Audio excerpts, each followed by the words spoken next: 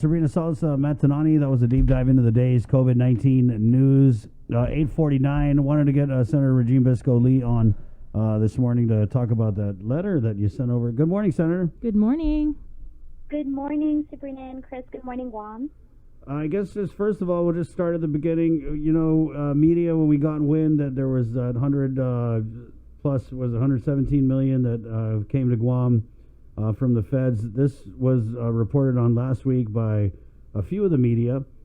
We kind of thought, oh, so we have all this money, but we weren't sure how the governor could use it, how creative she could get, because I think that they had kind of put it forward in ad lib that this was going to be used for reimbursements that, you know, we had spent on for just, you know, responding to COVID. But so I guess you got a hold of some Treasury, Department of Treasury guidelines that came out. And can we just start there? When you got these guidelines, was there like a eureka moment for you that maybe forced your hand to send this letter off to Adelup?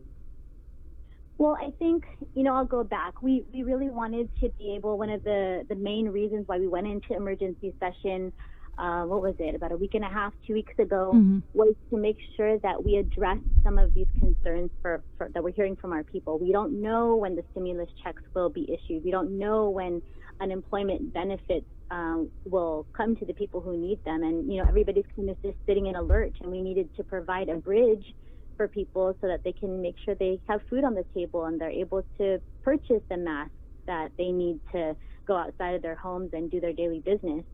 So I think it was really important for me when I heard from the governor that, you know, she was doing her own kind of bridge for folks, that she was using money from local coffers to be able to do that.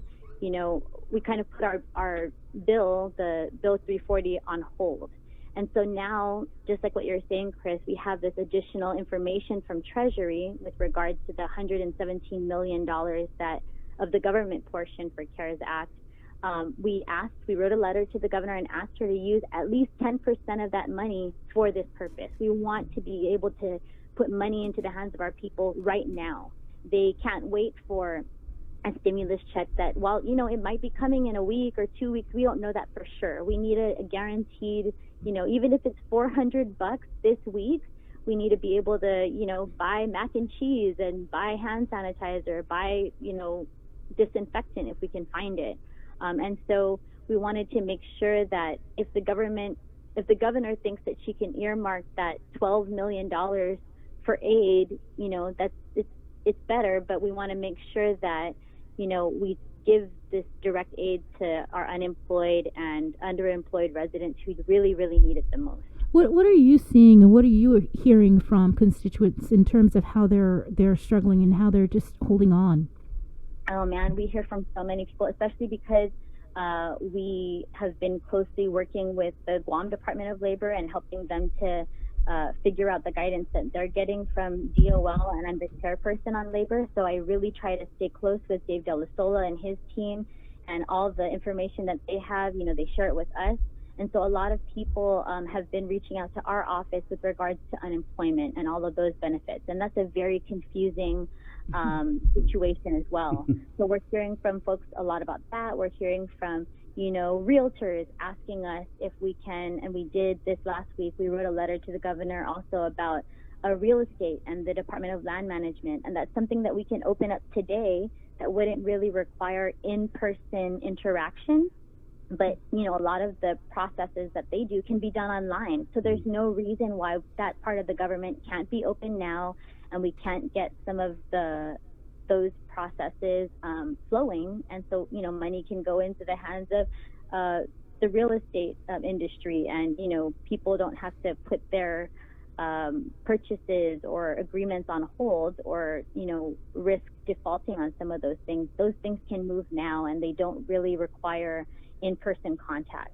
So I heard Senator Clint earlier about, you know, some ideas of what we can open up, and I think those are really easy, quick things that we can do that can help for our economy and get some of those things on the path to normal. What has the response been from Adelup to this letter?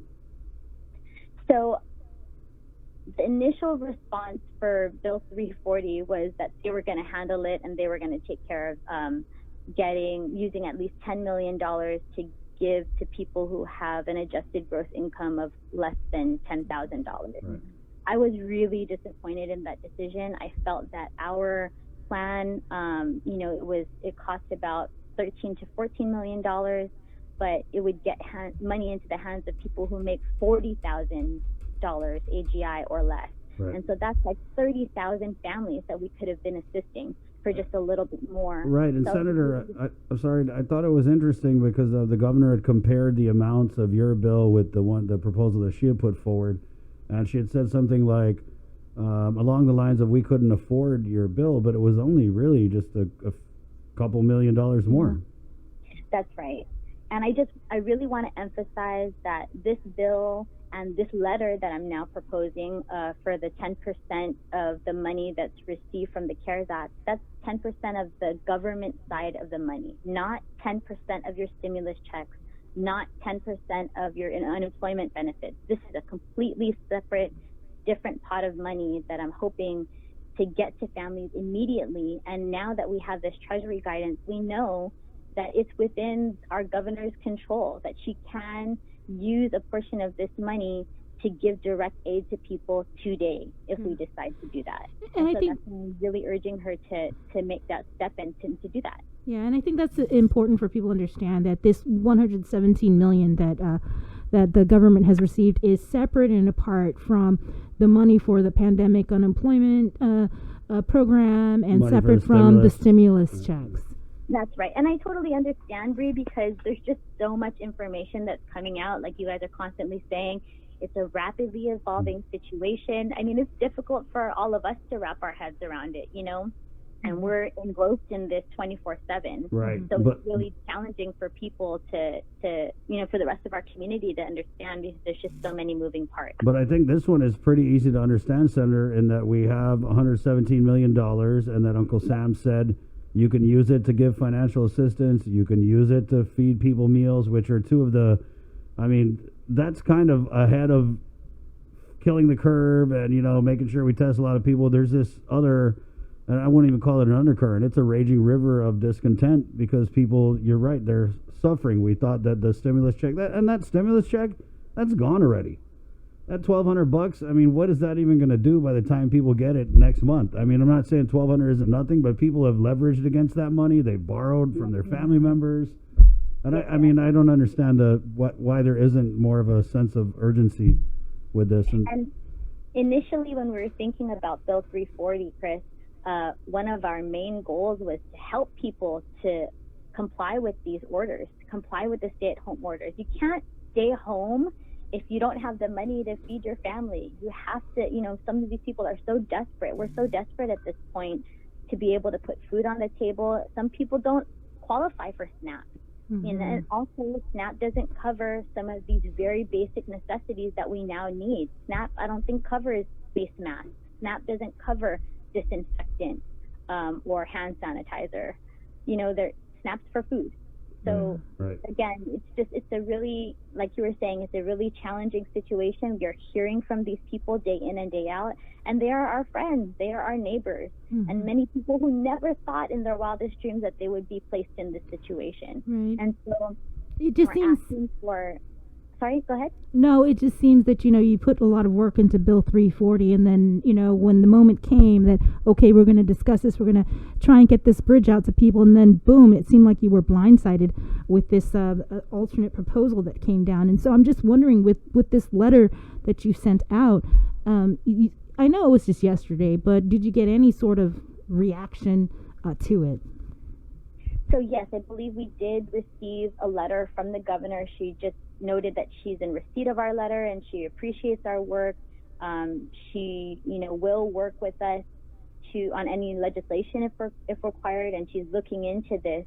And then she kind of just focuses again on her advanced distribution of the money to the 10,000 to the folks who make 10,000 or less, and kind of just focusing on what they've done on their end. Right. But again, we're not going to stop pushing. And Bree, yeah, it is frustrating that Bill 340 didn't go through, but that has never stopped us in the past from continuing our work. it's never going to be done. So we just need to adjust and improvise and try to find a way forward, because there's absolutely no other alternative. We have to help our people right now. And so I think in addition to this kind of bridge that we're providing for them with this money, we can also think about, and again, this is explicit in the letter or in the guidance from Treasury, that we can do food delivery to residents. We can do on a local level grants to small businesses. We can give them this direct financial assistance. We can even think about vouchers. There's so many different ways we can go, and it can be immediate. That's the thing. We don't have to wait for Uncle Sam to approve anything. We go for it. We keep our receipts. And I mean, really, the money has been put where the governor's mouth is. I mean, because she's been saying that, we don't have the money locally. We're waiting on the feds. Well, the day has come. We have the money. You can use it for what people have been asking you to use it for. So now, the ball is definitely in her court. And I'm curious, are we going to slam dunk, or is it going to get dribbled out of bounds? And, the thing is we've been in close communication with them. We have a weekly conference call with senior staff to kind of get an update on all of this. And as of Friday, when we spoke to them, I understand they also just received this Treasury guidance a few days ago, and so we're trying to give them time, but we're also saying, hey, we've done the homework too. Right. Check it out. This is what we can do with it. Let's move now. Let us know if you need help. Because that's what this whole thing is. It's a group project. We're all Team Guam, and we need to, help move it along. I understand that the legislature is a separate co-equal branch of government. I know what the governor, what her role and what their responsibility is, but that doesn't preclude us from helping. We don't want to tear anybody down at this moment, but we are saying, hey, we have done the homework. We've read into this. We've done our research, and this is a great way forward. We're asking for just a portion of that money to be given to our people. Okay, well, can you send us the letter from the gov, and then maybe keep us posted, keep us in the loop of what the response is going to be? Absolutely, I will. And I just want to take a moment and really thank you both, and thank the whole KUAM team for helping to, get the word out to our community during this really dynamic situation. There's a lot of news, there's a lot of information, so I want to thank you all for keeping people informed, but also I wanted to just say thank you so much for sharing messages from our frontliners. You had a really handsome guy on the show the other day that was at the beginning of the news, and I'm like, wow, he's telling people to stay home, and he just, and shout out to our firefighters and all the people. Well, I know a guy. Maybe I'll try and get you a pic of that. Okay, that would be great. Okay. And thanks again. And good luck with Giving Tuesday. We'll be tuning in May 5th and figuring out a way that we can help. But we're really just trying to push forward and urge the governor to help the people of Guam in this way. Okay, Senator. Well, we just got the governor's response, so we'll go ahead and read that out. And definitely appreciate your time, Senator. Thank you. Be Okay, safe. wash your hands. You Okay. too. Thank you. Okay, bye. Bye. 903, Senator Regine Biscoe Lee, the Rules Committee Chair from the Guam Legislature. We're KUAM FM Agutni, Guam, KUAM News